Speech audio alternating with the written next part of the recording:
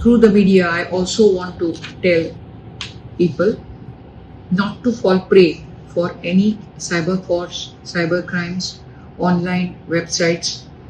Use them very cautiously.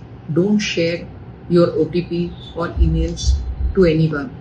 At South District, I have under me a cybercrime unit which is assisting all the police stations for cyber frauds cases. Cases involving amount less than 5 lakhs are reported at the police station, are investigated at all police stations in Goa, concerned police station. More than 5 lakhs, it is sent to cybercrime police stations in Ribandar. We have specialized units and we take help of the cybercrime police stations too.